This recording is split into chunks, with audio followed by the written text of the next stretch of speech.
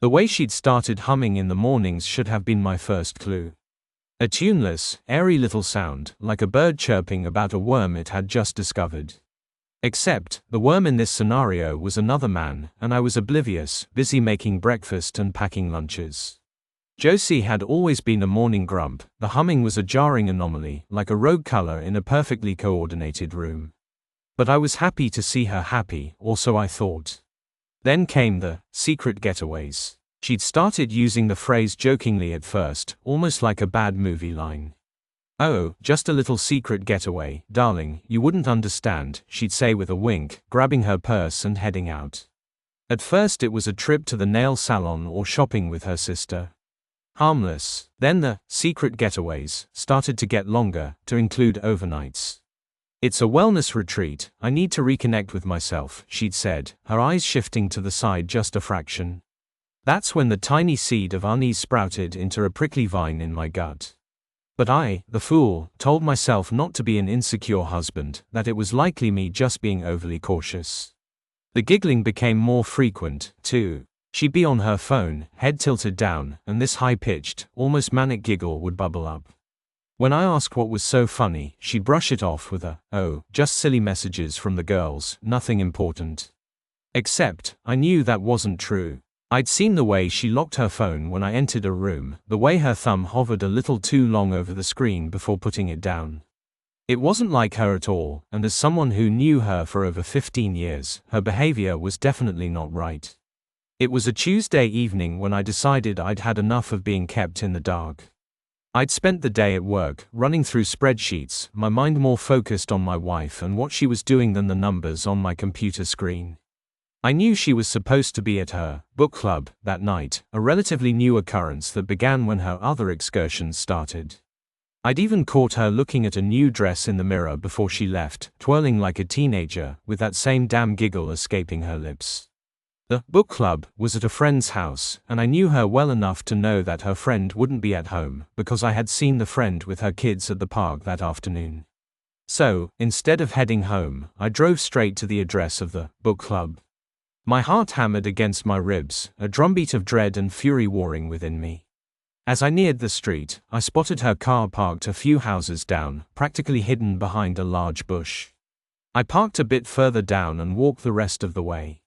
The house was dark, except for the faint glow of a single lamp from a window near the back of the property. As I got closer, I could hear soft music and the murmur of voices, and then I saw them through the slightly parted curtains. Josie and another man, they were close, far too close, their heads bent together, his hand resting on her back as she laughed. My blood turned to ice and then, molten lava. I didn't storm in, I didn't bang on the door, not yet. I was too numb to act, my mind racing to grasp the reality of what I was seeing. For a moment, I just stood there, my hand pressed against the cold brick of the wall, trying to understand what was happening. The betrayal, the sheer disregard for our vows, our lives, crashed over me in a tidal wave. I retreated back to the car, my vision blurry, my hands shaking. I couldn't go home and face her now, not like this. I drove around aimlessly for a few hours. When I finally returned home, it was just after midnight. The lights were still on, she was likely still not home, thinking she had successfully fooled me. I went inside, the silence of the house amplifying the turmoil within me. I waited, not with anger, but with a quiet, cold resolve. She came home around 2 a.m., looking flustered, her cheeks flushed, and still dressed in that new dress. "Oh, you're still up," she said, her voice a bit too cheery, a forced casualness that made my stomach churn.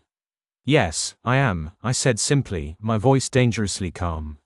She walked in a little further, putting her purse down, and finally noticed that there was something off. You sound strange.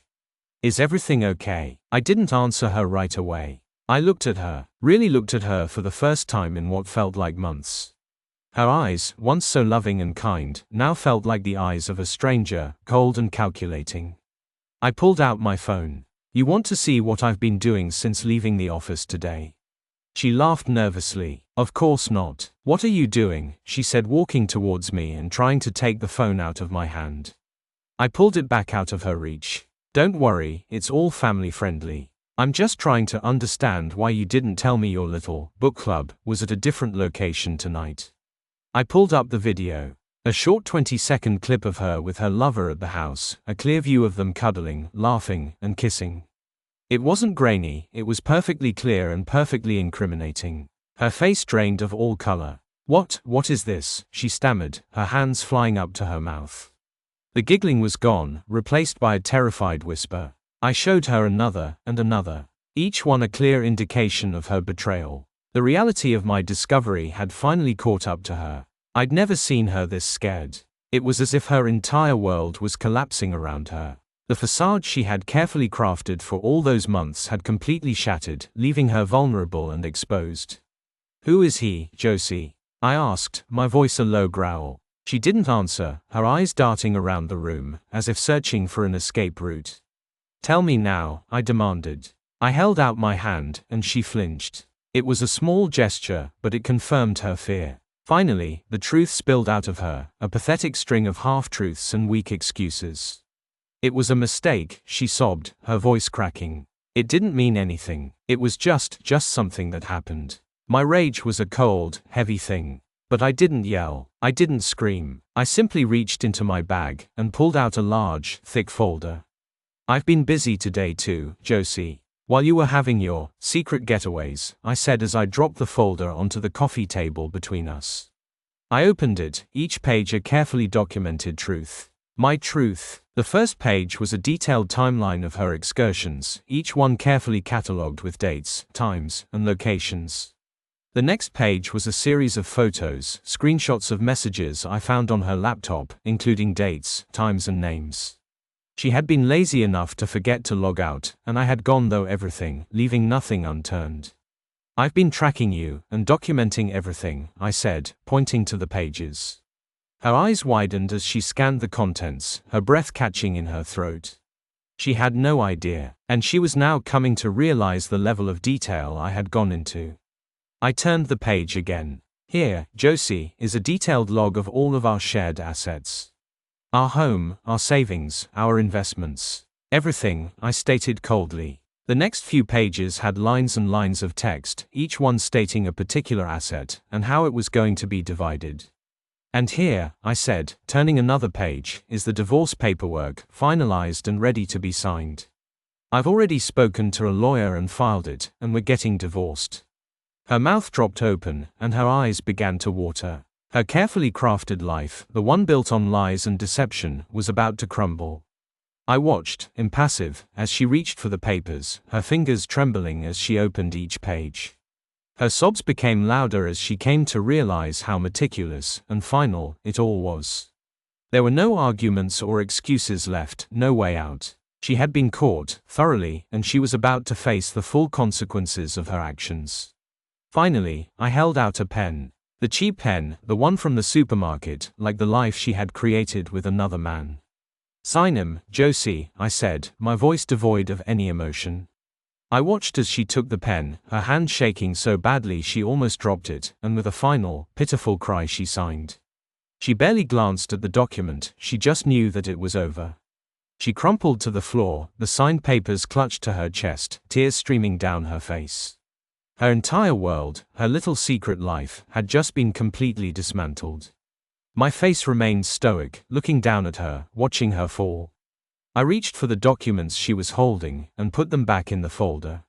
I picked the folder up off the table. "I'll be staying at a hotel tonight. I'll be back to pick up my stuff tomorrow. You need to be gone by then. I don't want to see you again." I walked out, leaving her sobbing on the floor, her world a shattered mess of her own making.